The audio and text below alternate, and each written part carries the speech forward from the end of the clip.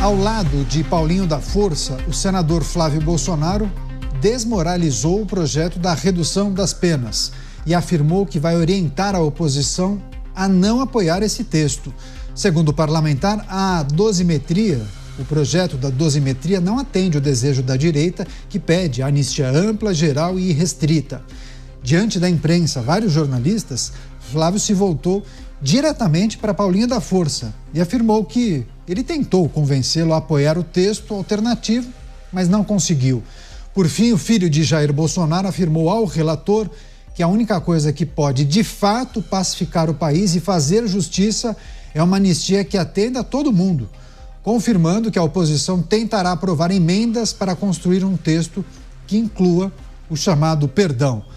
Os nossos comentaristas apostos, preparados, o Roberto Mota, ao vivo no Rio de Janeiro, vai trazer suas impressões sobre mais uma manifestação da oposição e de uma figura muito importante, né? Flávio Bolsonaro. Não foi qualquer manifestação, Mota. Foi ao lado de Paulinho da Força. Ele disse, tentou me convencer, mas não conseguiu.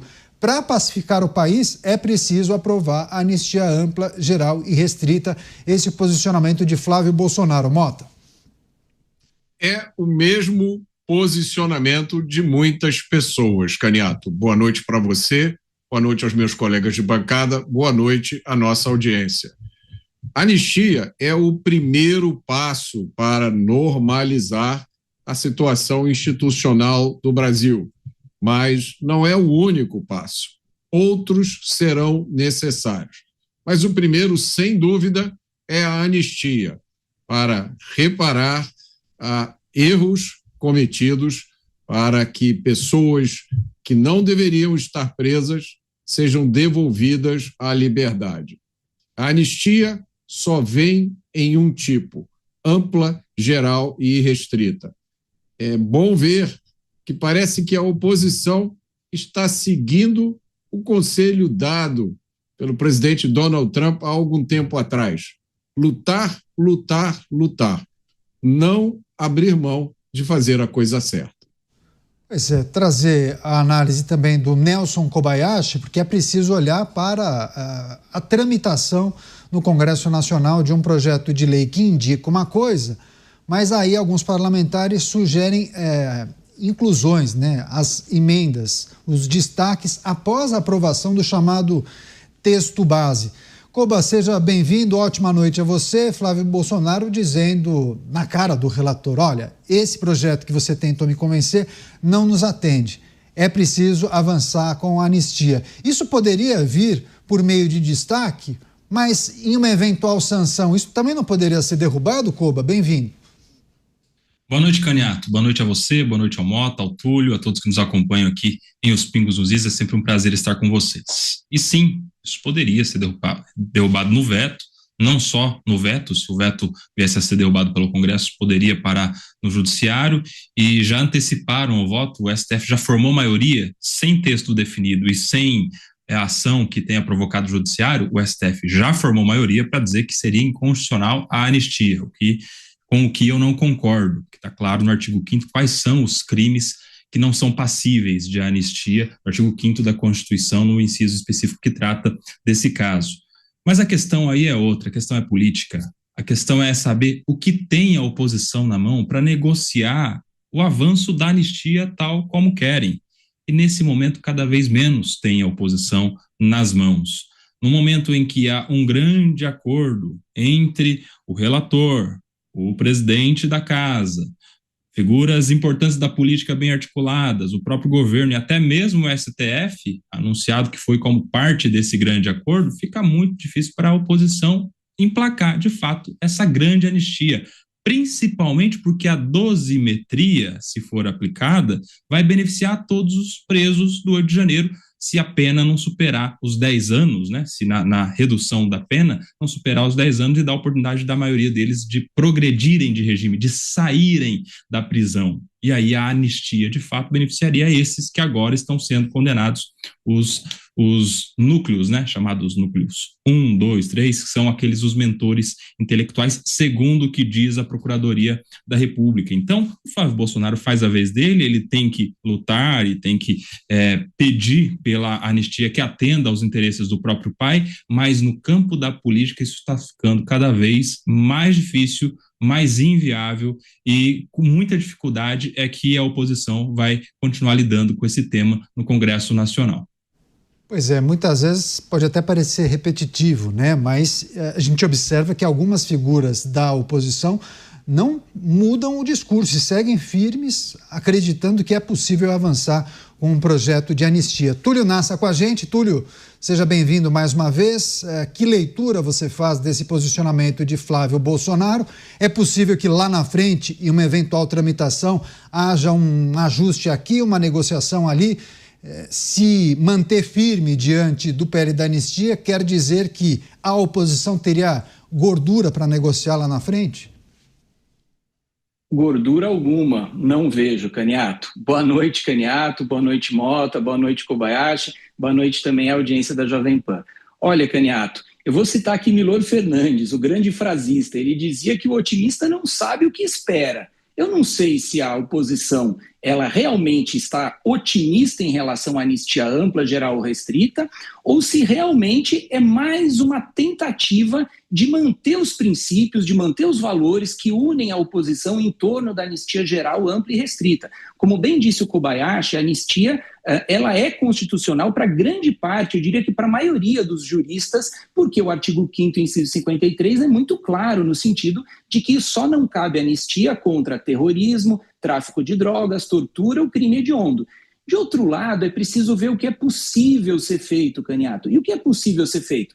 Primeiro, no Congresso Nacional é preciso ter maioria para essa anistia ampla, geral e restrita. E para ter maioria precisa do fiel da balança, que é o Centrão. Porque se o Centrão votar com a oposição, teria essa maioria. Se ele votar com o governo, não teria a maioria para essa anistia ampla, geral e restrita. Então é preciso saber o que efetivamente quer o Centrão. E o Centrão quer duas coisas. Não quer ficar mal com o Supremo Tribunal Federal e sabe que se aprovar a anistia ampla, geral e restrita, não passa no Supremo Tribunal Federal.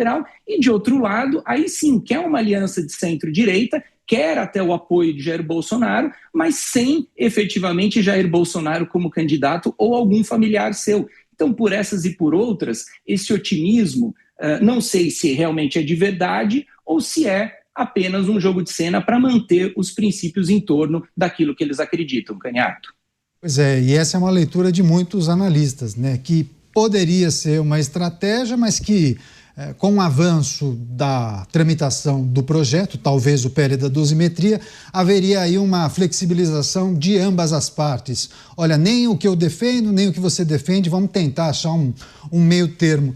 Passar para o Mota, porque essa, inclusive, é uma possibilidade, né? Se a oposição mantiver essa posição até o fim, talvez seja derrotada. Muitos entendem que haverá necessidade de cada um flexibilizar o seu projeto. Talvez não seja nem 100% o PL da dosimetria, nem aquela anistia ampla geral que muitos defendem. E aí precisaria olhar com lupa, né, qual será o texto redigido para atender minimamente aos anseios dos muitos que estão envolvidos nesse processo, né, Mota? Mas aí eu acho que não faz sentido nenhum, porque vai ser um projeto que não atende às convicções e que não vai ter resultado prático.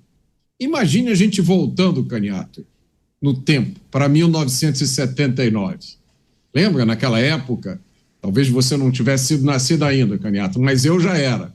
Eu me lembro da esquerda lutando pela anistia ampla, geral e restrita. Imagina naquela época o governo dizendo, olha só, não, nós vamos anistiar só as pessoas que não cometeram crimes violentos. Os terroristas que pegaram em armas, aqueles que explodiram bombas, aqueles que sequestraram, esses não vão ter anistia. A esquerda jamais aceitaria isso, porque ela tinha consciência de que a anistia ampla, geral e restrita era essencial para que o país andasse para frente. É como um degrau de uma escada. Para você subir para o segundo ou terceiro degrau, você tem que pisar no primeiro degrau. Se o primeiro degrau está frouxo, está cambaleante, ou tem um buraco, ou foi feito de palha, na hora que você pisar nele, o seu pé vai afundar. Você jamais vai chegar ao segundo degrau. Então, eu queria saber o que as pessoas que acham que a solução ideal é um meio termo, o que essas pessoas veem para o dia seguinte do Brasil? Será que nós vamos nos conformar com liberdade pela metade? Será que o nosso destino é aceitar uma liberdade de expressão desde que você não critique o Estado?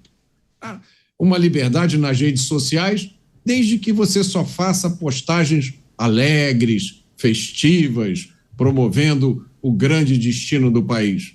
Que país é esse que nós vamos construir aceitando uma anistia que, olha, a gente sabe que a Constituição permite anistia para esses crimes. A gente sabe que o Brasil já deu anistia muitas vezes, mas agora nós vamos aceitar uma solução aqui de compromisso, porque, gente, é a única coisa que vai passar. Se a gente insistir na anistia verdadeira, aquela que está na Constituição, aquela que já foi dada muitas vezes, essa anistia não vai passar. Porque um poder que não deveria ter lugar de fala neste momento está dizendo: essa anistia que vocês querem não vai passar. Meus amigos, isso é um teatro do absurdo. Isso é uma situação que não vai levar a lugar nenhum. Porque como é que o Congresso Nacional, como é que os parlamentares vão olhar no espelho todos os dias de manhã e dizer: olha, agora eu estou indo para o Congresso Nacional, mas eu só vou fazer aquilo que me derem permissão para fazer. Eu não posso ter nenhuma ideia que não seja validada antes e carimbada por um outro poder, que não deveria estar interferindo no funcionamento do Congresso Nacional. Essa é a minha dúvida. Qual é o dia de amanhã de uma anistia meia bomba? Então, quando falam de anistia meia bomba, um meio do caminho entre PL da dosimetria e PL da anistia, Koba, a gente já viu muitas manifestações de jornalistas que fizeram exercícios e alguns falam: bom, Jair Bolsonaro foi condenado a 27 anos. Se houver a fusão de 2 crimes, cairia para 16. Um outro jornal fez uma conta que, se o projeto fosse aprovado, Jair Bolsonaro ficaria 1 ano e 6 meses em prisão domiciliar. Essa era uma expectativa. Quais seriam os caminhos possíveis? Você chegou a fazer esse exercício, viu essas projeções de penas, Koba? Como eles chegaram a esses números, principalmente 1 ano e 6 meses de detenção para o Jair Bolsonaro e a tentativa ainda de prisão domiciliar, né? Olha, Caniato, não fiz essas contas, até porque é uma conta complexa. Alguns casos, alguns crimes dos quais foram condenados, todos esses, os condenados do 8 de janeiro e da suposta trama golpista, tem violência, então a contagem da progressão de regime é diferente dos crimes sem violência. Para uns é 1/6, para outros é 1/4, enfim, tem toda uma matemática complexa aí.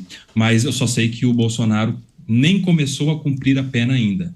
Então, ele já se diferencia de todos os demais que estão presos do 8 de janeiro, aqueles os primeiros julgados que estão presos em flagrante desde lá da frente do quartel. Então, essas pessoas todas têm a seu favor a remissão, que é a possibilidade de que esse período preso antes do julgamento já se contabilize depois numa soma de cumprimento de pena para progressão de regime. Eles seriam imediatamente beneficiados, provavelmente com uma progressão de regime, o que já isolaria o Bolsonaro como sendo a grande diferença entre o que é resultado de PL de dosimetria e resultado de PL da anistia. Veja só, se passa, é aprovado, sancionado pelo presidente da República e no dia seguinte, centenas de pessoas soltas. E aí a oposição falando: isso a gente não quer, a gente só quer, volta todo mundo para a cadeia, isso aqui a gente não quer, a gente quer que agora seja a anistia para liberar o Bolsonaro. E veja só como isso ficaria frágil na opinião popular, porque se a gente pega o pico de popularidade do PL da anistia, foi quando a Débora do Batom ia ser julgada, porque essa popularidade do PL da anistia tem muito mais a ver com os presos do 8 de janeiro do que propriamente com o próprio Jair Bolsonaro. É o senso de injustiça. Alguém tá ali naquela quebradeira e ser condenado a 17 anos por golpe de Estado. É muito mais diferente no senso de injustiça da população. Então, no mundo ideal, principalmente da oposição, que se passe o PL da anistia e que seja considerado constitucional. Mas no mundo da política real, nesse momento, há muita dificuldade disso avançar por todas as questões jurídicas e pela falta de apoio popular que remanesceria em um PL da anistia se a dosimetria for aprovada e beneficiar centenas de pessoas que estão injustamente presas com penas exacerbadas aplicadas pelo Supremo Tribunal Federal. Pois é, e na hipótese de uma anistia ampla ser aprovada, ou seria derrubada pelo presidente, né, Túlio? Ou muitos falam, bom, isso seria colocado para o Supremo avaliar, né? Certamente uma ação iria questionar a constitucionalidade dessa medida. Você entende que qual seria a saída, então? Jogar todas as fichas no próximo presidente, caso não seja o atual, caso o atual não se reeleja, colocar as fichas em um magraço, um indulto, algo do tipo? Olha, Caniato, eu sinceramente não vejo muita saída política ou jurídica nesse momento.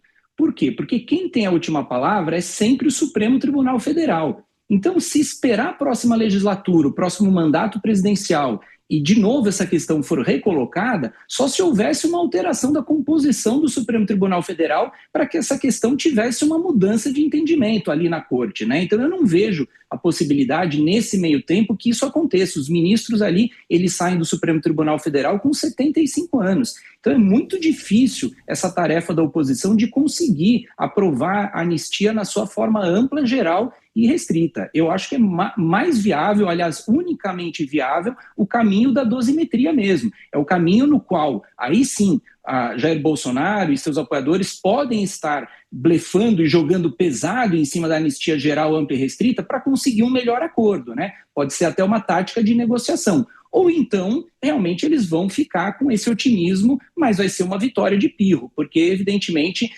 eles não vão conseguir, na arte da política e do judiciário, essa vitória, Caniato.